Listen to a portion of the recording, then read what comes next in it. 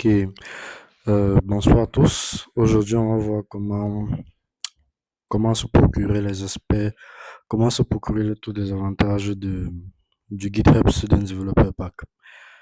Alors, pour ceux qui ne savent pas ce que c'est que GitHub, si vous tapez juste github.com ou juste GitHub sur Google, le premier site c'est github.com. Pour faire court, GitHub c'est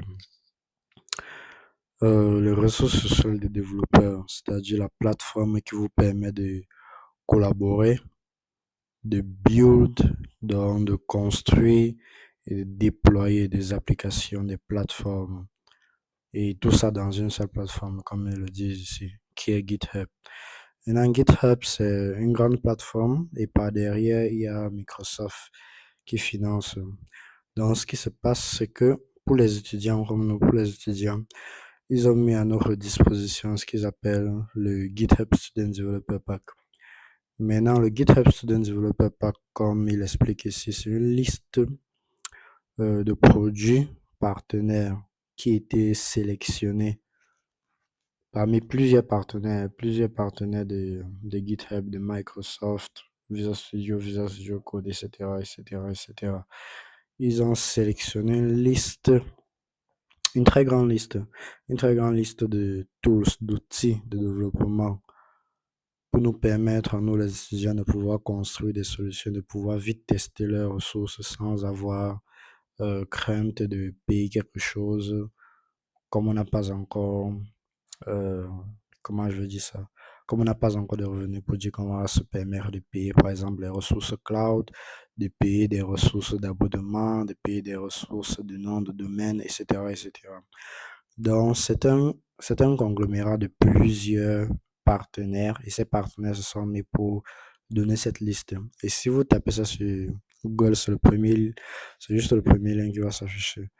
Et si vous essayez d'entrer, je crois que ça devrait être la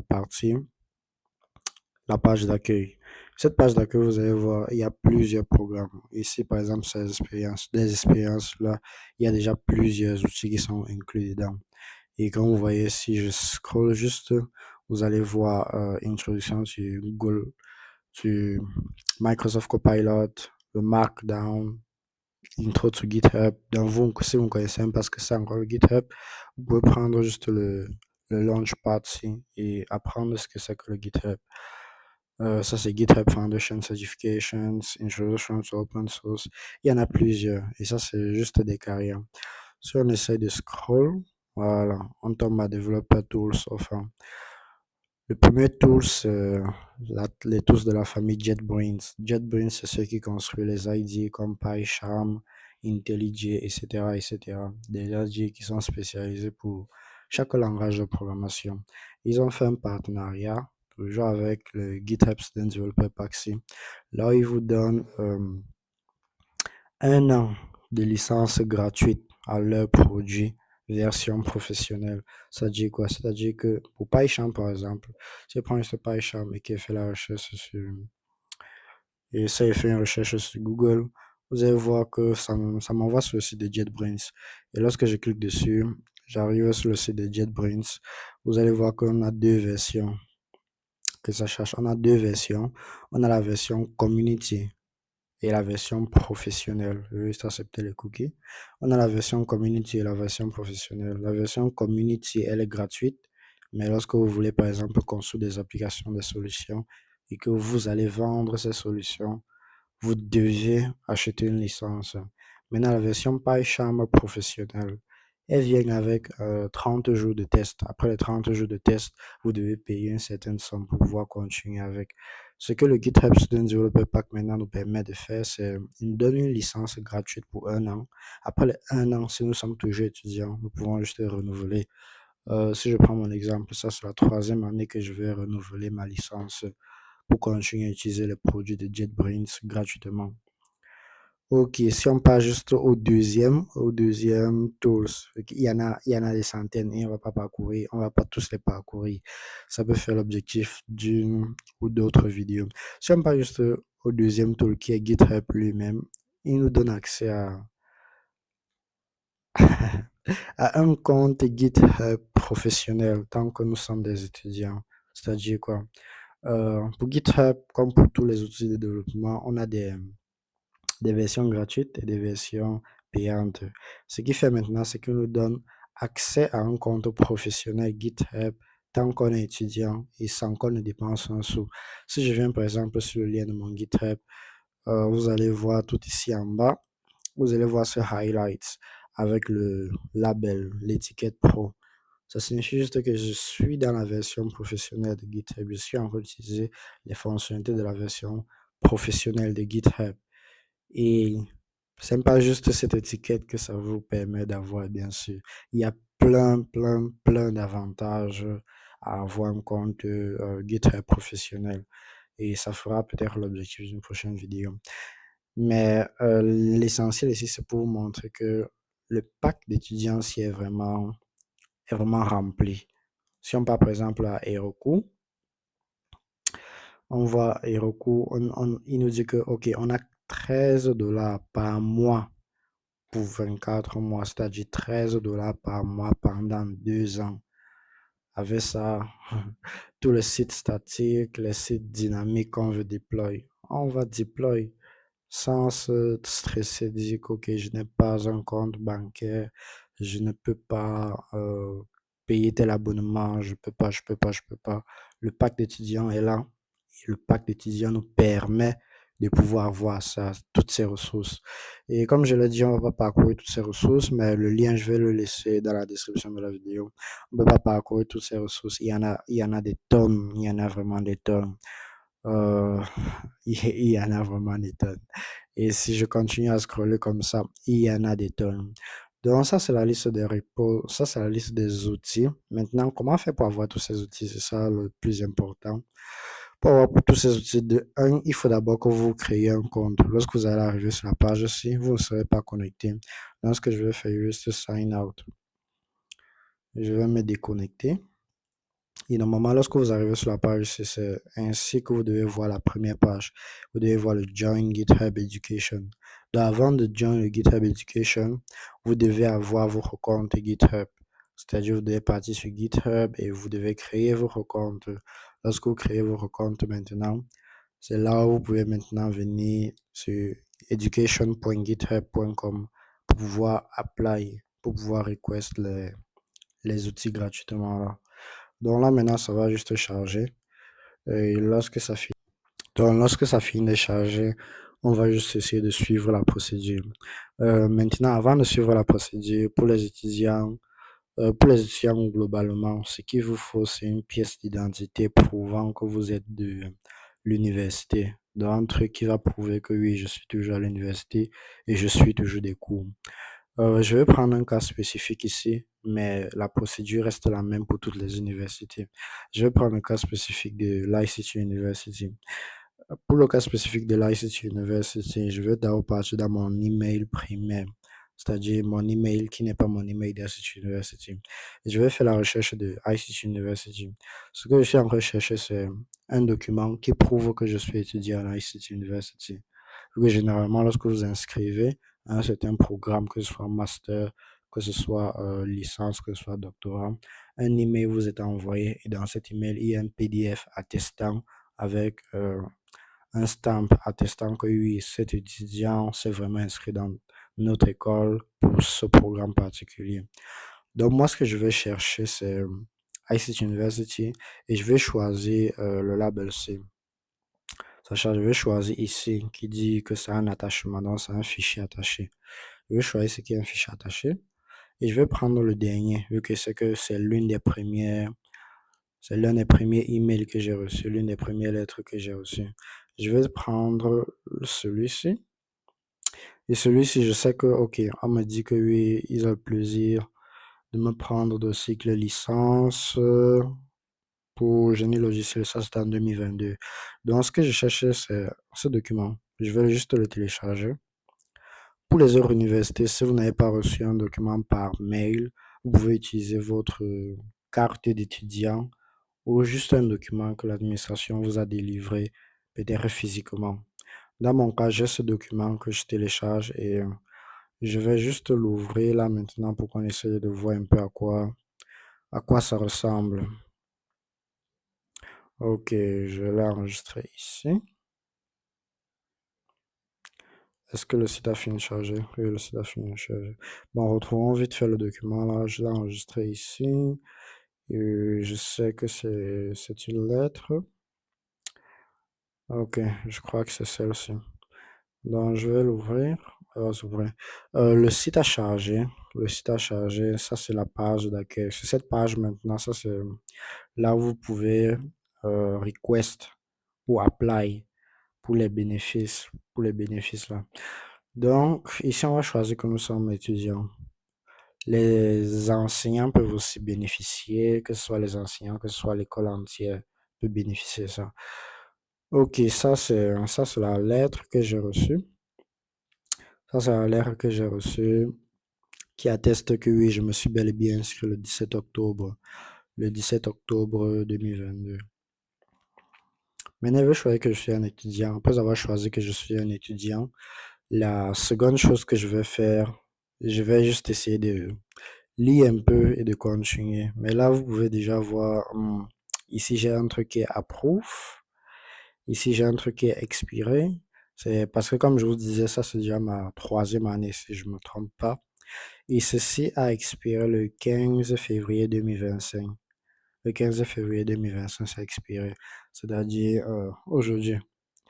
Et ceci, j'avais appelé, vu que lorsque ça veut déjà expirer, il vous envoie un email pour vous dire que, OK, votre licence va déjà expirer. Si vous voulez continuer à utiliser les bénéfices, venez encore suivre juste le même processus. Et vous voyez, j'ai suivi le même processus en février 2025 et ça a été approuvé. Donc là, maintenant, je suis revenu dans GitHub Pro. Mais pour vous, vous ne devez, normalement, il ne doit rien avoir ici. Et ce que vous allez faire, c'est, ok, ce que vous allez faire normalement, je vais essayer d'ouvrir ça dans un... Ce que je vais faire, je vais essayer de me déconnecter pour pouvoir voir si je peux me connecter avec un autre compte. Comme ça, je peux vous montrer comment ça marche. Donc, je vais juste me déconnecter là maintenant.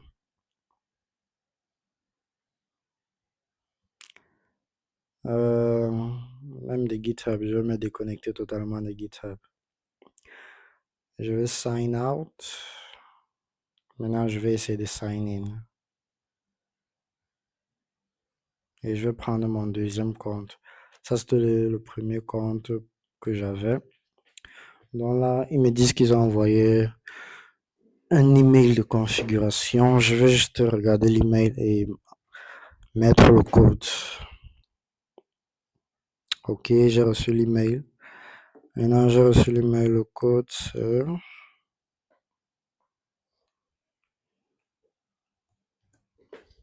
Ok, j'ai pris le code qu'ils ont envoyé et je me suis connecté. Donc là, maintenant, je suis sur mon tout premier compte GitHub que j'avais. Si je parle là, vous allez voir, il n'y a presque rien ici. Oui, il n'y a presque rien ici. Donc, ce que je vais faire là maintenant, c'est essayer d'apply, de revenir à GitHub Education. Ici, je vais relancer le lien. Maintenant, dans le lien, je vais essayer de me connecter avec mon ancien compte là. Donc, ça prend juste un peu de temps. Ok. Maintenant que ça a chargé, je vais juste me connecter avec cet ancien compte en cliquant sur le Sign In button. Maintenant, vous pouvez voir, je suis connecté avec ce Sign In button. Je vais cliquer sur Join Education et ça doit nous renvoyer sur la page là où on choisit si on était étudiant, euh, enseignant ou bien une institution. Ok, maintenant ça a chargé. Donc, je sélectionne juste que je suis un étudiant. Maintenant, lorsque je sélectionne que je suis un étudiant, vous voyez, il n'y a plus les approve, expired qu'il y avait d'abord. Ok, il nous dit qu'on doit avoir un compte GitHub. On doit être plus de 13 ans, ce qui est, je crois, ça doit être normal pour tout le monde. On doit être enregistré dans une université qui est reconnue. Bon, ICT University est reconnue, vu que plusieurs personnes ont déjà appliqué. Ici, alors, ce qu'on va choisir ici, on va mettre le nom de l'école. Donc, je vais juste mettre de ICT. premier espace,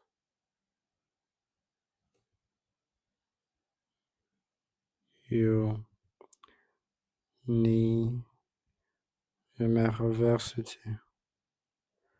university. Je vais cliquer sur continue. Ok, il me demande, il veut connaître ma location. Comme s'il pourra vraiment vérifier si je me trouve vraiment au Cameroun, ou plutôt là où je dis que je me trouve. Ça charge. Ok, on arrive au premier problème qu'on va rencontrer. Si vous venez de créer votre compte GitHub, vous allez sûrement tomber sur ce problème. Le problème, c'est que notre compte GitHub, lorsqu'on vient de le créer, n'est pas sécurisé avec la double authentification.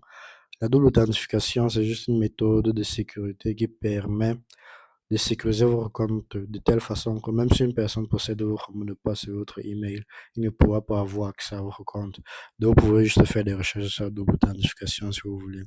Maintenant, pour pouvoir mettre la double authentification sur notre compte, on va essayer de faire ça vite fait, bien fait. Donc, je vais juste repartir sur mon profil, sur le profil de ce compte, of course. Je vais cliquer ici en haut. Après avoir cliqué ici en haut, je vais chercher Settings ou un truc du genre. Ok, voici Settings. Maintenant, lorsque je clique sur Settings, ici, à ma gauche, je vais chercher, je dois chercher une partie là où il y a Security. Alors, ce que je vais faire, je vais d'abord prendre Password et Authentication.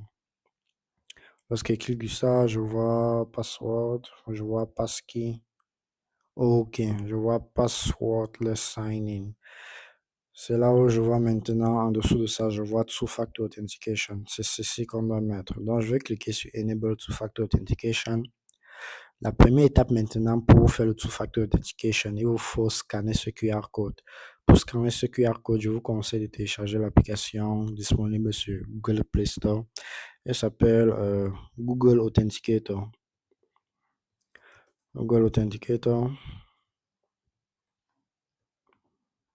Ok. Google Authenticator. Vous téléchargez, voici son logo. Vous téléchargez l'application sur Play Store. Lorsque vous la téléchargez, vous l'ouvrez sur votre téléphone. Soit direct, vous vous connectez à votre compte Google que vous utilisez. N'importe quel, ça ne dérange pas. Donc là maintenant, je vais juste ouvrir mon application Google Authenticator. Ok. Ok, je l'ouvre. Et lorsque vous allez l'ouvrir et que vous vous connectez, vous allez voir en bas à votre droite, il y a un bouton plus. Lorsque vous cliquez sur le bouton plus, il y a scan et QR code ou scanner un QR code. C'est ça que je vais choisir et je vais diriger la caméra vers l'écran. Lorsque ça va scanner, ça va me donner un code. Ça va me donner un code et c'est le code là que je vais enregistrer ici en bas. Il faut enregistrer ce code avant que le délai n'expire. Je crois que le délai, c'est un truc comme 30 secondes. Là, maintenant, ce qu'on est en train de télécharger, c'est ce qu'on appelle les recovery keys. Donc, c'est une mesure de sécurité en cas là où vous avez perdu votre téléphone qui vous permet de faire le double authentication. Vous pourrez utiliser cette clé de sécurité pour vous connecter à votre compte. Ok, j'ai téléchargé, je lui ai dit que ok, j'ai activé. Maintenant, il me dit que ok, two-factor authentication is now enabled for your GitHub account. Donc, on a résolu ce problème qui nous disait que your GitHub account must have two-factor authentication enabled to proceed. Maintenant, ce qu'on va faire, on va juste réentrer le nom qui était de ICT University. Et je vais cliquer sur continuer.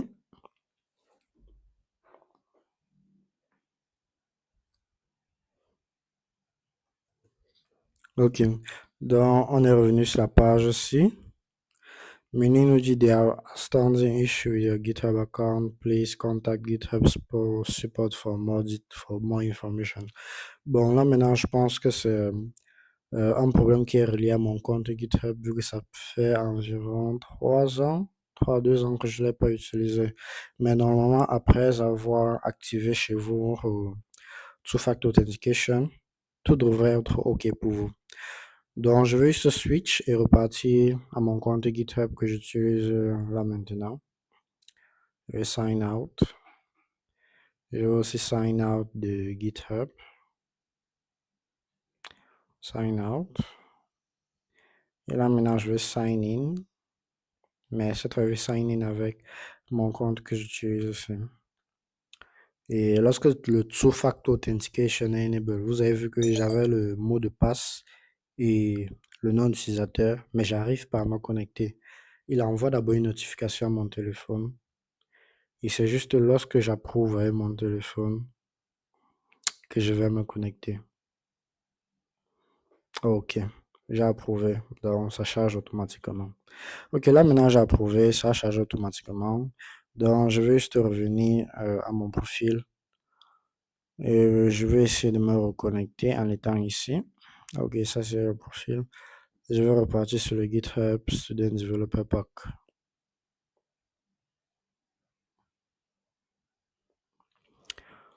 Ok, je suis revenu sur le pack. À cet instant, on devrait être au même niveau, c'est-à-dire on a déjà notre lettre, c'est-à-dire notre lettre C ou une carte d'identité scolaire. On a déjà ça. On a déjà activé l'indication, la double authentication, ou two-factor authentication. On a déjà activé cela. Je reviens juste ici, je me reconnecte avec mon nouveau compte GitHub.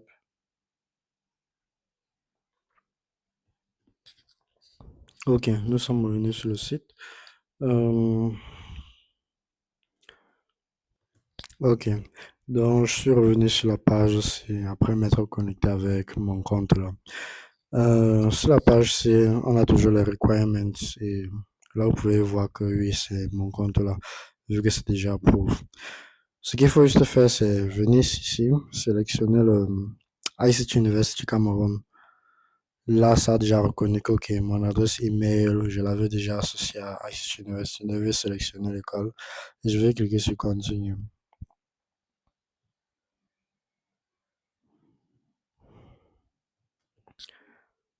Ok, bon là, ils me disent que j'ai déjà été vérifié le 6 de ce mois, donc ce n'est pas vraiment nécessaire pour moi de me vérifier encore. Et c'est pour ça que je suis resté sur cette page. Mais lorsque vous allez cliquer sur Continue, vous allez arriver sur une page maintenant là où vous demandez plus de détails. Des détails sur vous et des détails sur l'institution. Et en dessous de cette page là, il y aura là où vous devrez upload une image de votre certificat, le certificat que je vous ai montré ici, ou une image de votre ID. Et maintenant, il y a une spécificité là-bas, c'est la taille de l'image, vu qu'il demande une certaine taille de l'image. Comment vous pouvez avoir, ça c'est un PDF, mais on vous demande une image, vous pouvez juste prendre le screenshot, dans une capture d'écran de ceci. Si par exemple, je fais Windows Shift et S, ça me permet de faire la capture d'écran. Et cela, vous faites juste une capture d'écran. Faites une capture d'écran. Après, vous pourrez maintenant utiliser l'image si pour pouvoir uploader. Là, on va vous demander d'uploader l'image. Et si on vous dit que la taille de l'image n'est pas bonne, vous pouvez juste refaire une capture d'écran avec les bonnes dimensions ou utiliser un outil en ligne pour pouvoir redimensionner votre image. Et lorsque vous faites ça, vous soumettez, vous allez recevoir un email et si tout est bon, votre email va être un email positif. Mais si tout n'est pas bon, votre email ne va pas forcément être un email négatif, va être un email dans lequel on va vous lister les choses qu'il faut faire. Donc, en gros, voici la procédure de comment apply. Ça, c'est spécifique pour ICT University, mais ça peut être utilisé pour toutes les autres universités. Il vous suffit juste d'avoir vos informations à propos de l'université, vos informations personnelles, une carte ou une lettre qu'on vous a donné lorsque vous êtes enregistré. Et c'est tout pour aujourd'hui. Jusqu'à la prochaine. Take care.